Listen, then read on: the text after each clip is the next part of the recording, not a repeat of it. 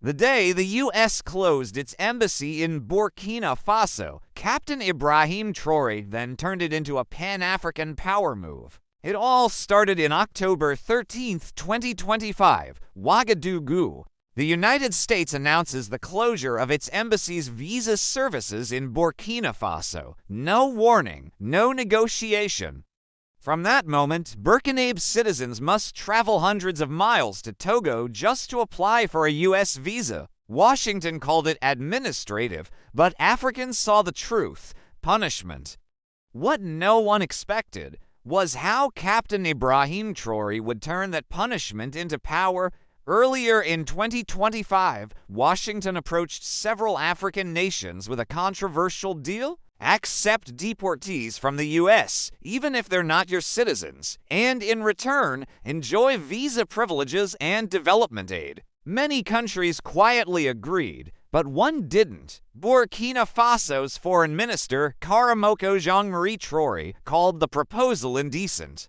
Quote, "Burkina Faso is a land of welcome, not a land of deportation." It was a simple no, but in geopolitics, defiance has a price.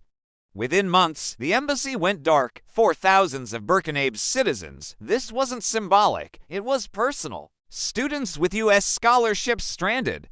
Business owners forced to restart visa processes. Families separated by paperwork. The official U.S. reason: visa misuse. The real reason: Burkina refused to play servant in Washington's migration politics. But instead of outrage, Traoré did something no one expected. He reframed the punishment. His words: "We will not answer arrogance with anger. We will answer it with action." Within 72 hours, the government launched what it called the New Gateways Initiative. 5 bold responses that turned isolation into innovation. 1. Education. Pan-African scholarships linking Burkina, Ghana, Senegal, and Tanzania, keeping African students on African soil. 2. Healthcare. New medical cooperation with Egypt, Morocco, and India, replacing U.S. medical visas. 3. Trade. The Trade South Grow Together Summit, connecting African and global South businesses. 4. Diaspora Reconnection, a campaign inviting African descendants from the Caribbean and U.S., not as deportees, but as returnees. 5. Digital Sovereignty. Local engineers launched e-payment systems independent of Western banks. The message was clear: you close your door, we'll build 1,000 more. The world expected isolation. What followed was solidarity. Mali and Niger, Burkina's Sahel allies, immediately declared support.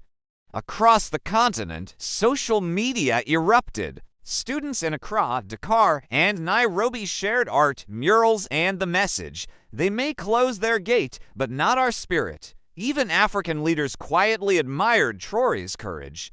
What began as a diplomatic punishment became a psychological turning point, a moment of continental pride. Burkina Faso didn't just survive the U.S. visa ban, it exposed a truth: that visa access can be a weapon, that sovereignty has a cost, and that Africa's real power lies not in permission, but in partnership. As Traoré echoed Sankara before him, he who stamps your visa controls you. So build your own door. One embassy closed.